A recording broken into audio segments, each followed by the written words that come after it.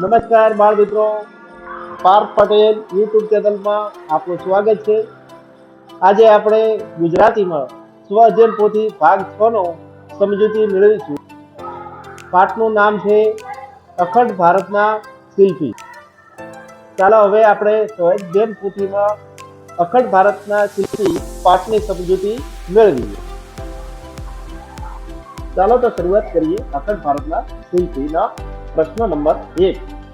વાક્ય વાંચો, સમજો, જે તે વાક્યને લાગુ પડતા ગુણ કૌંસમાંથી શોધીને લખો. કૌંસમાં શબ્દો આપેલા છે: રમૂજ, ફરજ પાલન, રાષ્ટ્રભક્તિ અને એકતા. પ્રશ્ન 1. મહેશ અને માલતી રિસેસ પછી પોતાના વર્ગની સફાઈ કરે છે, તો આમાં જવાબ આવશે ફરજ પાલન. પ્રશ્ન નંબર 2. ગરીબ, સ્વંગર, બધા વર્ગો અને બધી કોમો એક રાગ થઈ એક થોડીએ પ્રાણ હોય તેમ વર્તે છે, તો એમાં જવાબ આવશે રાષ્ટ્રભક્તિ. પ્રશ્ન નંબર 3. સરદાર બિરબલની છટાથી બોલી ઉઠ્યા. ન સમજાય, આજે તમે દાળ બનાવી હતી એવી દાઝેલી દાળ, એનો જવાબ આવશે રમૂજ. પ્રશ્ન નંબર 4. શરમાવું પડે તેવું કોઈ જ કામ સાચો ગુજરાતી નહીં કરે, તો એ જવાબ આવશે એકતા. પ્રશ્ન નંબર 2. તમારા વિસ્તારમાં ઘણી વ્યક્તિઓ સમાજ સેવા કે અન્ય કોઈ ક્ષેત્રે વિશિષ્ટ યોગદાન આપ્યું હશે, આવી કોઈ એક વ્યક્તિ વિશે જાણીને લખો. તો આ પ્રશ્નના જવાબમાં મેં મારા વિચારો રજૂ કર્યા છે. તમે પણ તમારી આજુબાજુમાં આવા વ્યક્તિઓને જાણતા હશો, તો એ વ્યક્તિ વિશે પણ તમે લખી શકો છો. જેમ કે મારા જવાબમાં મેં લખ્યું છે તેમ કે અમારા ગામમાં હમણાં થોડા દિવસ પહેલા પરાગ નામની એક વ્યક્તિએ ગામમાં જરૂરિયાતમંદ પરિવાર માટે જીવન જરૂરિયાત બધી વસ્તુઓ જેવી કે સાબુ, નાસ્તો, અનાજ, કપડાં, તેલ વગેરે જરૂરિયાત વસ્તુની કીટ બનાવીને વિતરણ કર્યું. ઘરે ઘરે જઈ જરૂરિયાતમંદ પરિવારોને કીટ આપી હતી. ગામની શાળાના બાળકોને પણ આર્થિક મદદ કરી છે. આવી પ્રવૃત્તિ ખરેખર પ્રશંસનીય છે. હાલ અમારા ગામમાં એ વ્યક્તિઓ આખી શાળાના બાળકોને યુનિફોર્મ, શૂઝ અને મોજાનું વિતરણ કર્યું. શિક્ષણમાં પણ બાળકોને જરૂરી સાધનો, પુસ્તકો, રમતગમતના સાધનો વારંવાર આપે છે. હવે આપણે પ્રશ્ન 3 જોઈએ. તમે ઘણા પુસ્તકો વાંચ્યા છે, તે પૈકી કોઈ પણ એક પુસ્તક વિશે માગ્યા મુજબ લખો. અહીંયા આપણે પુસ્તક સમીક્ષા આપેલી છે. પુસ્તકનું નામ છે બાલસૃષ્ટિ. લેખકનું નામ છે ગુજરાત રાજ્ય શાળા પાઠ્ય પુસ્તક મંડળ. તેની કિંમત 8 રૂપિયા છે અને પ્રકાશન સરી ટીવી ભારતી છે. વિષય બાલ સાહિત્ય. પાત્રો બાળકો, પ્રાણી અને પક્ષીઓ છે. હવે જોઈએ તમે વાંચેલા પુસ્તકની કઈ બાબત, ઘટના, વર્ણન તમને ગમ્યા. તો પુસ્તક બાલસૃષ્ટિમાં સુંદર વાર્તાઓ, ગીતો, જાણવા જેવું વગેરે ચિત્રો સાથે વર્ણન કરેલું છે, જે મને બહુ ગમ્યું છે. અહીંયા ટાઈપિંગ મિસ્ટેકથી બહુ લખેલું છે, જેની જગ્યાએ બહુ લખવાનું છે.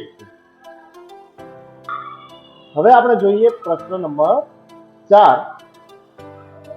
વાક્યો વાંચો, સમજો, જે તે વાક્યને લાગુ પડતા શબ્દો કૌંસમાંથી શોધીને લખો.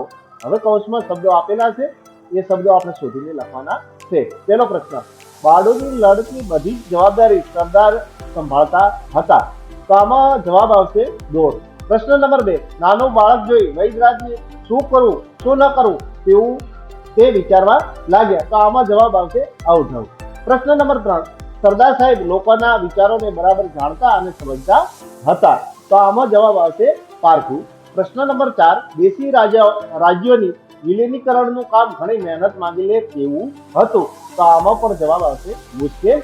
પ્રશ્ન નંબર 4. સરદાર લોખંડી પુરુષ તરીકે જાણીતા છે, તો આમાં જવાબ આવશે બિરુદ.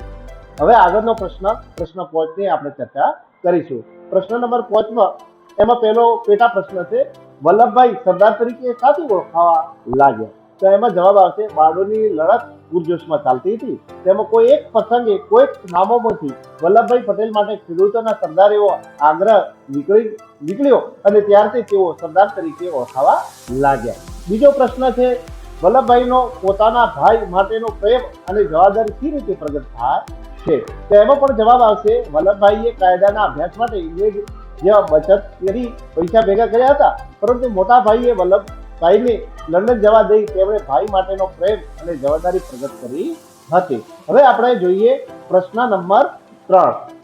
પ્રશ્ન નંબર 3 વલ્લભભાઈ વ્યક્તિત્વને નાળિયેર સાથે શા માટે સરખાવ્યું, તો તેનો જવાબ આવશે નાળિયેર ઉપરથી કઠણ અને સખત લાગે છે પણ અંદરથી મીઠું અને કોમળું હોય છે. તેમ વલ્લભભાઈનો સ્વભાવ બહુ જ કઠણ છે એવી છાપ પડતી, પણ તેની બોલીમાં સચ્ચાઈ અને આખા બોલાપણાને લીધે એમ.